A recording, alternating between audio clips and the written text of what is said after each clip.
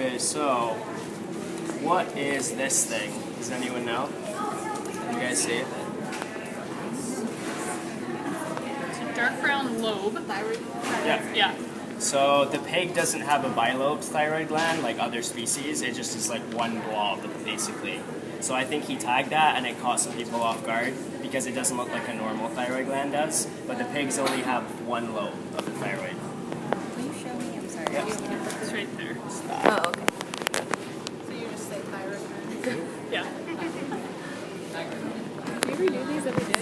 You guys good with that? Okay, Wow. so how, if he had a lung out of the pig just sitting on a table, how would you be able to identify it? Okay, good. So how would you be able to tell if it was a ruminant lung or a pig lung? Yes, so the ruminants, the cranial lobe on the right side is subdivided into cranial and caudal parts. In the pig, there's no division, it's just a cranial lobe. So he had that on our midterm. I believe it was a pig lung, and he's like, what species is this from and why? So that's what he wanted you to say. Pig, because the right cranial lobe is not divided. Just as simple as that. Do you get a half point if you just say pig? Yeah, so it's pretty nice. Yeah. Nice. Okay, so how about the same thing for the liver? If you just put out the liver on the table, how would you be able to differentiate it from a ruminant? Okay, no renal impression? Okay.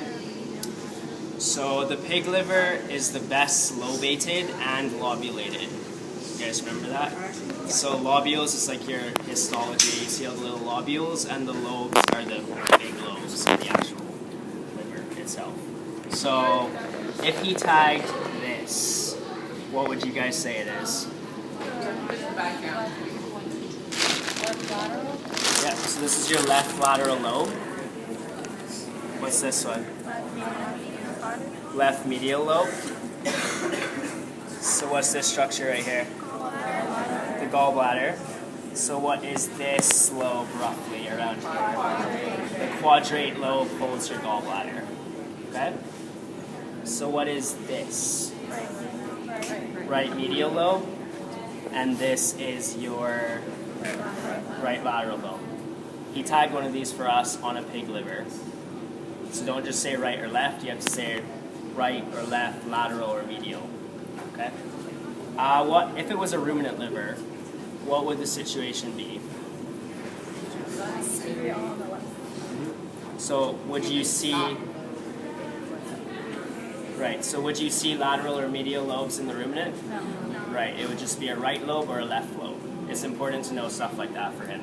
Okay? And you would start with, if you were on the right side of the body, you would start with the left lobe. The left lobe is ventral in the ruminant. Okay, so how would you describe the shape of the spleen of a pig? Long. Yeah.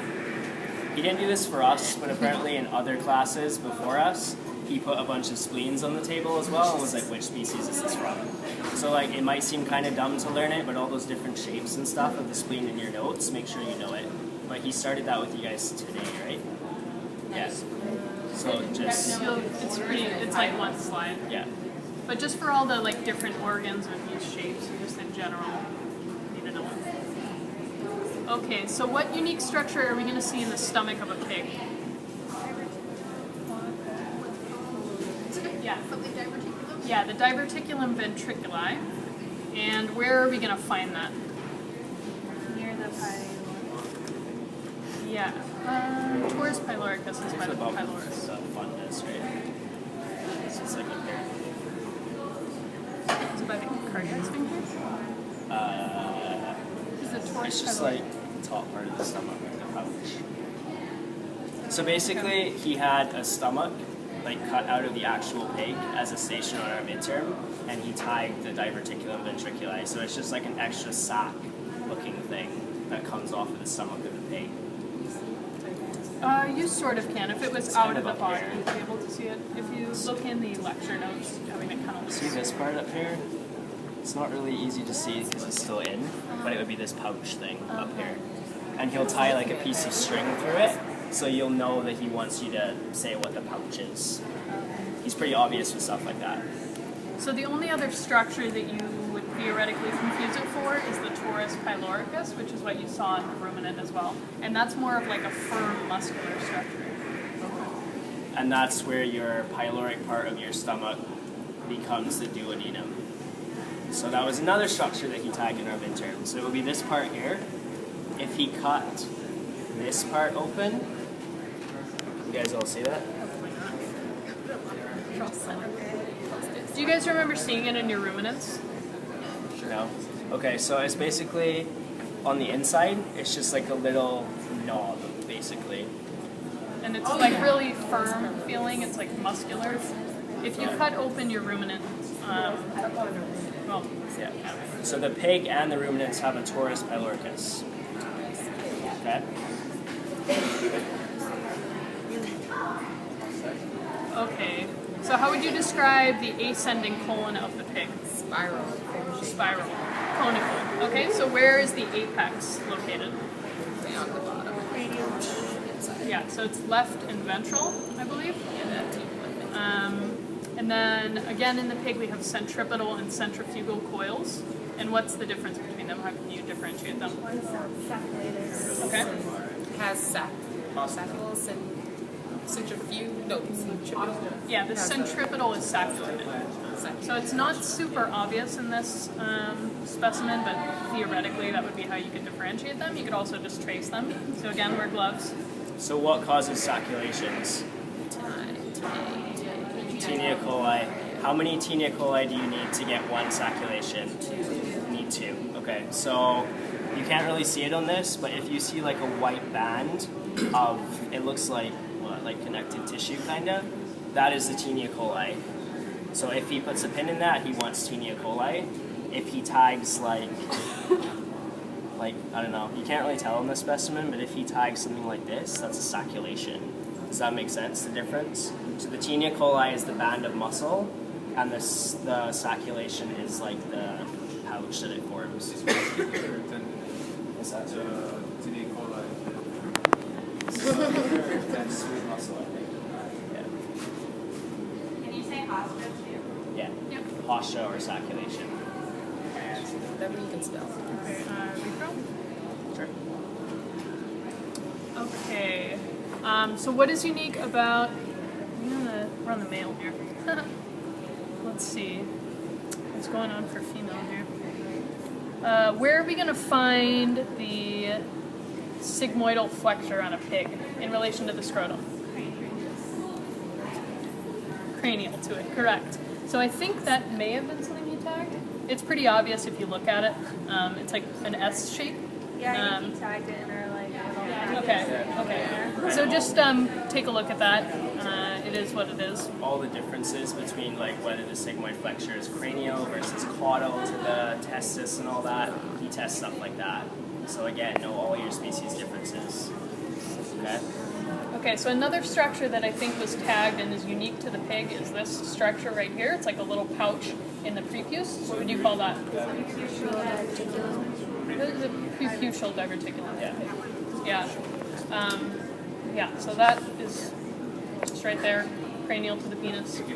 I remember this really well. He said he would never tag it because he couldn't find one, and then it was on our lab exam, so we know where it is.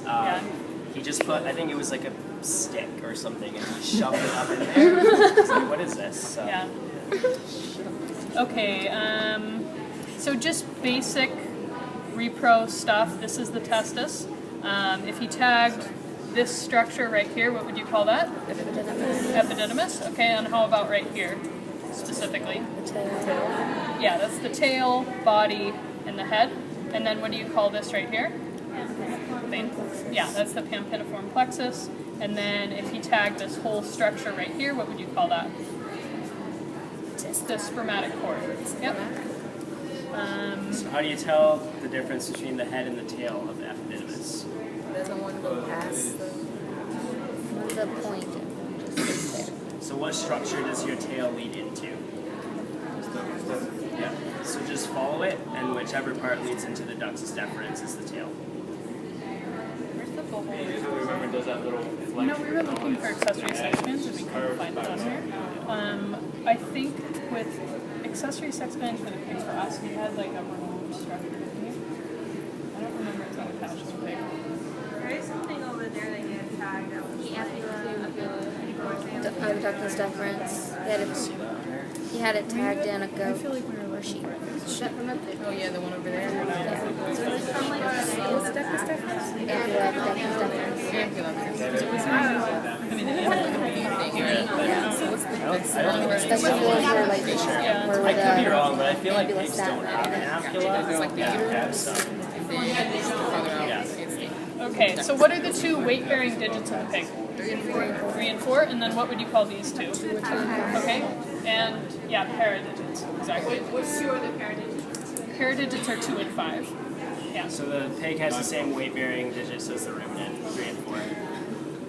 Okay, so if you put a bunch of pins in this area right here, like little needles, Corporal blend. there you go. Yeah. Twice. That showed up on our lab midterm and on our final. So it's you can see it in some of the pigs. I remember there was one, and you can see it really well. But Yeah, I know they are.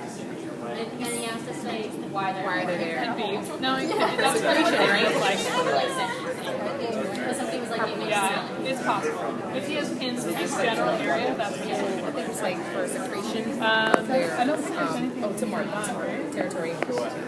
Anything else? Okay, so They use it for marking territory and sending. Yeah, it's important for territorial marking, that's what he said, okay, for the carpal bones. what else is unique about the liver and the pig, or the kidneys rather? They're even. So the kidneys are at the same level. So what does this mean for the liver? What do you? No renal impression. He likes that as well. He didn't tag it on this specimen, but if he stuck a needle in there, yeah, this is your os rostri, because the pigs have a bone in their nose, so that's unique, something you should know. For us, it was a sagittal section of the head, so he cut it in half, so you could see the bone, and then he tagged it. Jeez. But again, like, he had never shown it to us, but that's something you should know. Like, it's the only animal that has a bone in its nose. And that's it for the male. You guys have any questions?